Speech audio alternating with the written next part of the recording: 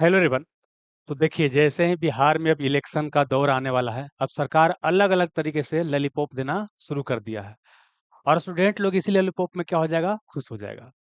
अभी देखिए क्या है कि बिहार सरकार द्वारा निर्णय लिया गया है कि जितना भी बिहार में प्रतियोगिता परीक्षा होगा, सबका शुल्क मात्र 100 रुपया कर दिया जाएगा। मात्र 100 रुपया। अब बात आता है कि चलिए भाई, 100 रुपया कर दिया है, क्या इसके लिए कोई बच्चा आंदोलन कर रहा था कि हमको 100 रुपया कर ही दीजिए? बच्चा का डिमांड क्या ये है कि हमको 100 रुपया कर दीजिए। और यहाँ पर क्या लिखा गया है, देखिए यहाँ पर क्या, कि राज्य के युवाओं को सरकारी नौकरी एवं रोजगार के अधिक अवसर प्रदान करने के लिए तथा उनका भविष्य सुरक्षित रखने के लिए, सब पे फोकस कीजिएगा, उनका भविष्य सुरक्षित रखने के लिए। सबसे ज्यादा भविष्य जो बिगाड़ा गया है, आप देखिएगा कि इस गवर्नमेंट ने स्टूडेंट के साथ सबसे बड़ा खिलवाड़ किया है।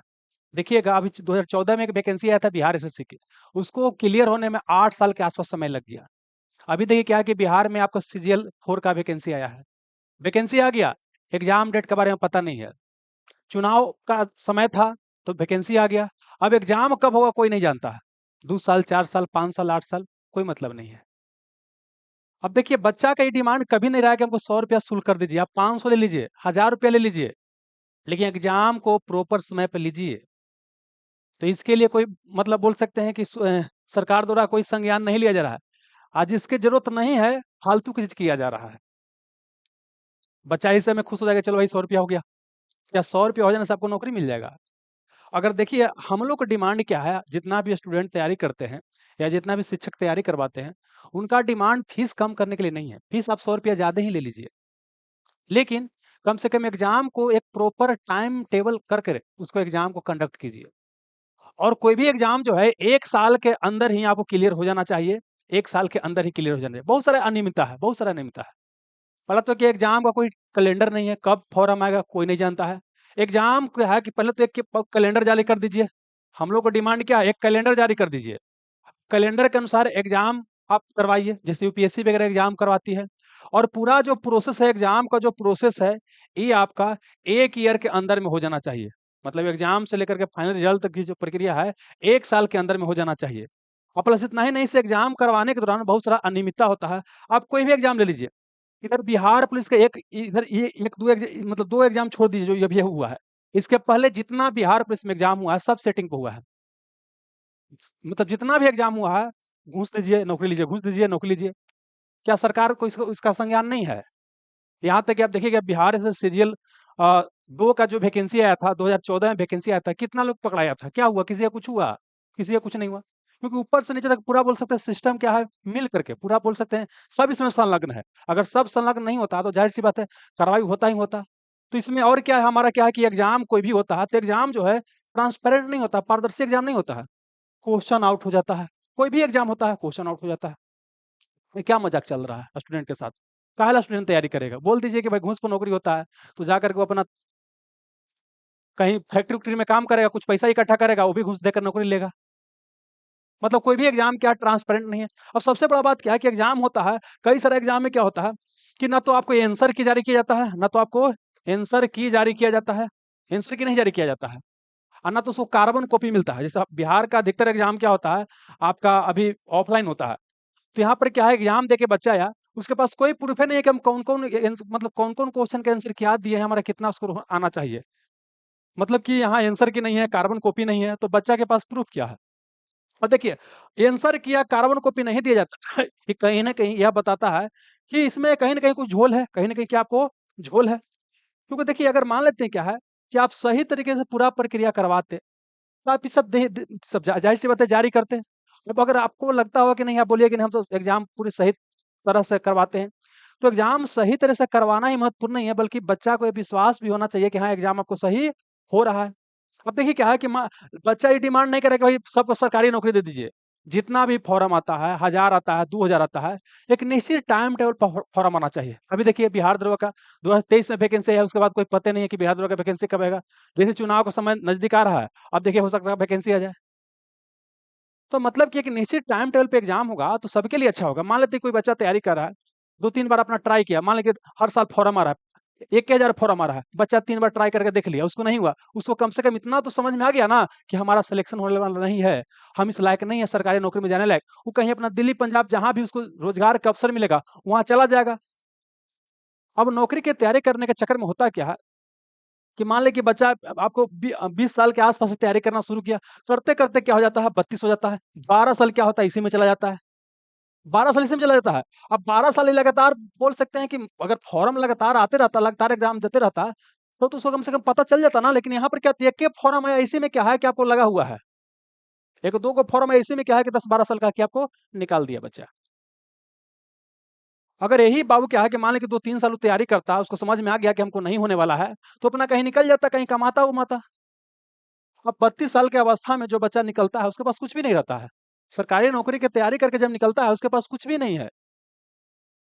सिर्फ़ डिप्रेशन के अलावा कुछ भी नहीं है, सिर्फ़ डिप्रेशन है। डिप्रेशन है, कॉन्फिडेंस उसका टूट गया है, समझ में नहीं आता क्या करे, जिसको कुछ नहीं बुझाता वो 2 बात बोल देता है, परिवार है, समाज है, सब बात बोलता है, शादी-ब्याह नहीं हो रहा है, बहुत तरह के समस्या हो जाता है।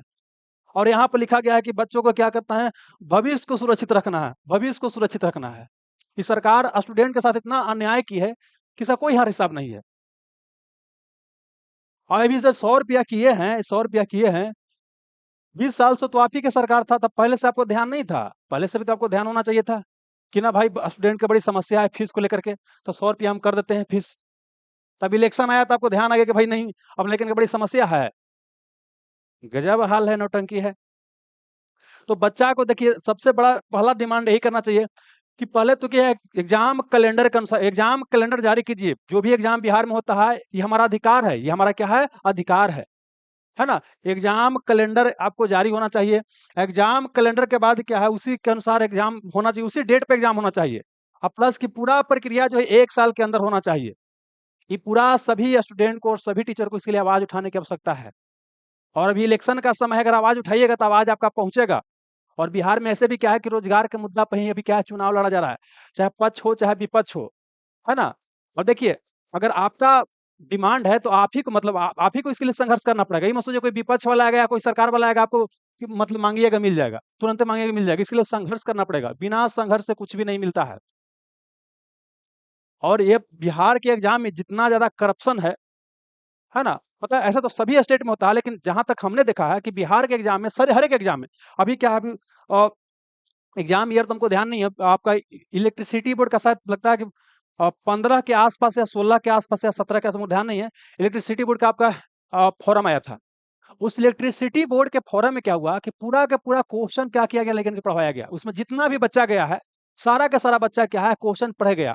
वहाँ इसके लिए एग्ज़ाम नहीं हो रहा था कि कौन कितना स्कोर करता है, वहाँ पर कौन कितना याद करके गया है, उसके मतलब बोल सकते हैं कि वहाँ पे लड़ाई चल रहा था। जिस प्रक्रिया के तहत इसको मतलब किया गया, उसमें कोई प्रूफ़ ही नहीं है।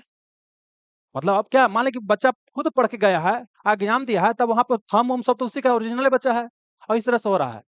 अभी क्या है कि अ, ये जो सिविल आपका इंजीनियरिंग करके जो आपका डिप्लोमा के लिए था, उस बच्चा क्या नंबर बेसिस पे क्या नौकरी मिला है, नंबर बेसिस पर।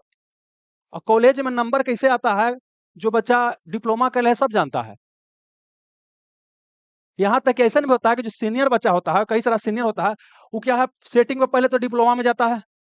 अब पूरा उसका जितना एग्ज़ाम होता है, सब क्या करता है उसका जो वहाँ जो पढ़ने वाला अच्छा बच्चा होता है, वो क्या करता है देता है। और उसके बाद क्या होता है कि इसका भी नंबर बढ़िया आ जाएगा, तो ये भी चला गया होगा नौकरी में, ज़ाहिर-सी बात है। अब बोलिए जब मतलब ऐसा-ऐसा लड़के को नौकरी मिल रहा है, तो क्या कहिएगा? अब बहुत मतलब ऐसा नहीं कि छोटा-मोटा नौकरी है। ग्रेजुएशन पे बहुत बढ़िया नौकरी लीजिएगा तब वो ग्रेड पे आपको नौकरी होगा। अब ऐसा नौकरी क्या है बिना एग्ज़ाम के दिया जा रहा है। बोलिए क्या कहिएगा इसको? सब जगह तो वही चल रहा है। तो सुधार के लिए क्या है आपको संघर्ष करना पड़ेगा, सबको संघर्ष करना ही पड़ेगा। नहीं तो क्या होगा यही होते रहेगा। हम लोग को कई बार ये लगता है कि चलो भाई अ, तैयारी करेंगे, नौकरी ले लेंगे, आप तैयारी करते रह जाइए। तैयारी आप करते रह जाइए, है ना? आपका बाल हेने से पूरा झड़ जाएगा, बाल पूरा पक जाएगा, ऐसे ही रह जाइएगा, नौकरी नहीं होगा।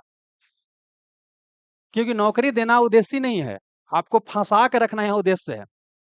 20 साल, 22 साल के आस-पास ग्रेजुएशन कीजिए, उसके बाद क्या कीजिए 10 साल, 12 साल सरकारी नौकरी की तैयारी कीजिए। कि अच्छा आप थोड़ा-सा बच गया 2 नंबर के लिए, 3 नंबर के लिए, ऐसे पता चलेगा क्या?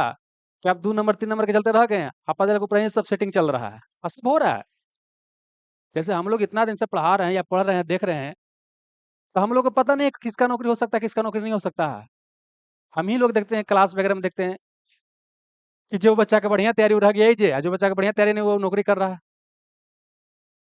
तो मतलब यही हो गया कि आप सरकारी नौकरी की तैयारी करते रहिए, है ना? इस आशा में कि भाई अगला बार हो जाएगा, अगला बार हो जाएगा। अगला बार हो जाएगा कहाँ से? जब पूरा प्रक्रिया ही सही नहीं है, जब पूरा सिस्टम ही सही नहीं है, तो एग्ज़ाम कहाँ से हो जाएगा? तो सबसे बड़ा बात क्या है कि पारदर्शिता लाने के लिए यहाँ पर बिहार में भी क्या है, बच्चों को और टीचर को आवाज़ उठाने की आवश्यकता है।